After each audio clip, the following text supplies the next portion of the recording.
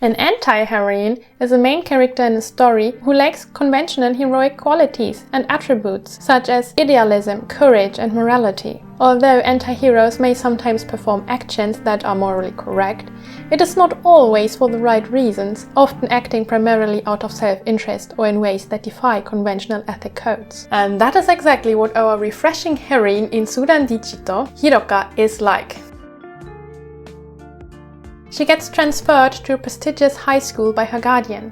Before the first day at school, she scouts out the building just to decide to have a nap in the backyard of the school. And nothing does she hate more than people interrupting her precious naps. But shortly after closing her eyes, she actually has to witness a bullying circle. At first, she tries to ignore that.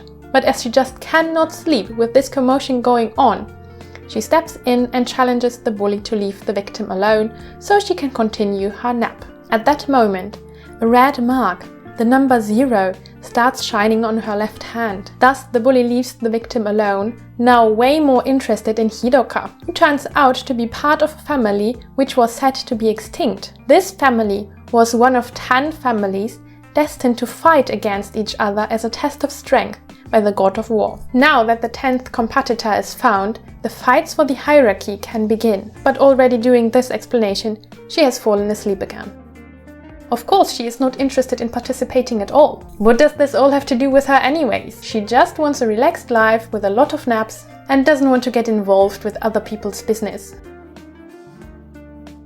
But still, she starts taking an interest in the quiet pacifist Takagi, who hates fighting as well because he killed a friend. Hearing this, she tries to find out what this is all about and even starts feeling guilty as her presence is the reason that the fighting contest started again, and thus reviving his trauma. Maybe there's something she can do to help. And before they notice, they start caring for each other and protect the other from harm, though they can't really tell what that sudden change caused in them.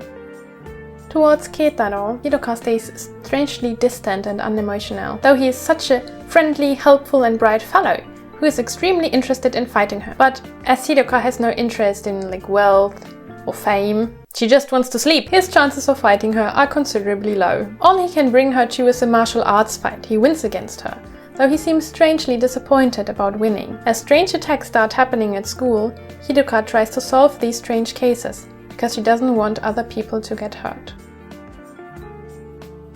Teaming up with the prince-like character Mitsu, our heroine somehow ends up saving bully victims as a side hustle, and thus has to fight Tomoe several times. But fighting for the weak always makes her strong. Thus, outside these situations, all she does is think about when and where to nap next. Until Rihoko, the man-hater, starts harassing students and Hiroka tries to help her overcome her hatred against men. Being harassed by the bully and Ore-sama, Megure, makes the stoic heroine quickly think about climbing the hierarchy, especially as he goes as far as to threaten shutting down their school club if she doesn't fight vigorously. But seeing him having painful nightmares makes her see him in another light, and actually even worry about him. Can she even forgive his cruel behavior? The more the student council president stalks her and shows her his good side, the more she realizes he's actually a good guy, but can't quite understand her feelings. But Osuke is so self-centered he doesn't really notice her hesitance, and so she gets carried away in his enthusiasm. Only his family's secret can impede their relationship. Kyuhi is shy, jumpy and keeps to himself. Worrying about his cut wounds, the anti-heroine starts caring for him. But could she this time trust the wrong guy? You see, the heroine is generally uninterested in the people around her, prefers to sleep and be left alone. Only when she sees people in trouble, she can be moved to take action herself. Otherwise, they may interrupt her naps, and out of reasons she herself describes as selfish, and thus not noticing when she starts to genuinely care about people. She isn't bright and courageous in herself, but made to perform heroic actions out of self-interest. Also, she doesn't always want to step in when someone is harassed, but only if it annoys her too much. But she never actively states she wants to protect a victim or that she cares about justice. In this way, she is not self-aware of her own true motives, which makes her the perfect anti-heroine, stumbling into problems unwillingly and only solving them out of apparent self-interest, but without wanting to achieve a higher primary goal. That also means she doesn't have a strong moral code.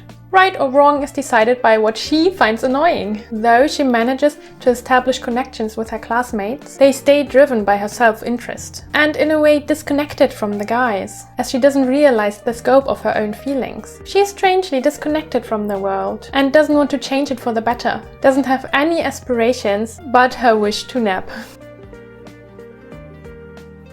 Is the rest of the game as unconventional as the heroine? If you want to put it nicely, yes. If you want to put it strictly, it has a lot of the drawbacks of an anti-novel, like lack of plot or meaningful character development. The only characters I found slightly interesting were Meguro, because he's a psychopath, and Keitaro, because he's a psychopath. But for neither of them I did develop romantic feelings. It was more like, oh, this character is interesting in general, but still I couldn't really connect with any of the characters. And the key to this might actually be the anti-heroine.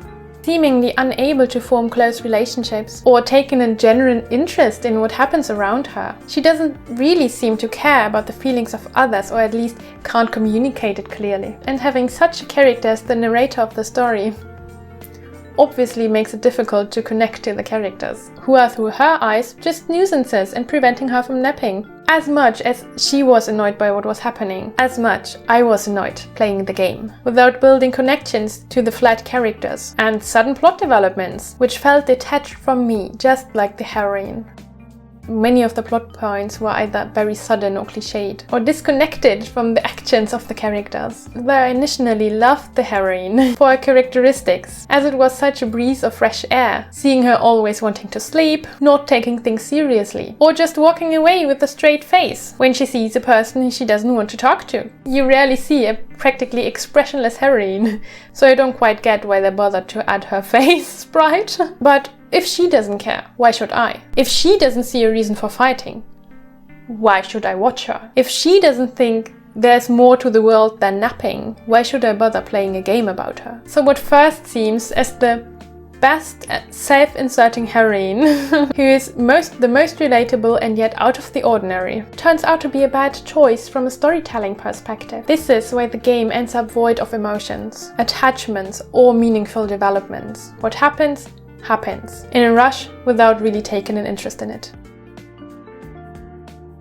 For me, not even the art could help me feel more interested. I don't like the art style, which is similar to her work in Taisho Alice, and neither the CGs nor the characters themselves had special features which caught my interest. The music sounded good at the beginning, but got way too repetitive over time. Just like the voice lines, which were reused, or even full scenes, which were repeated in different character routes. And on top of that, the game would have profited from having a locked route order, because without that, the writers decided to repeat the same information in every of the 6 character routes, so that the last routes didn't have any revelations anymore. And just going through the same lines and the same revelations over and over again made the already boring game so much more tedious. There are only few positive things I can say about this game. The language is very easy, it's a good beginner game. And you might hear some of your favorite voice actors, like Anko from Shuin no Beish, Jolly from Akana Familia, Niku from Lover Pretend, Yanagi from Collex Malice, Sena from Lover Pretend, or Alex from Buster Fellows. And thankfully it was short with only about 20 hours, and I have never felt so relieved and free after finishing a game. So this in theory interesting heroine, who isn't courageous, who doesn't have strong values, but only cares about her own well-being and being able to sleep, creates an anti-game which lacks features you would expect from a good otome game, like interesting captivating plot, building relationship with the characters around you, and telling a story behind the written words. The only thing I think Suuran Digit wants to tell me behind the written words is, don't play me.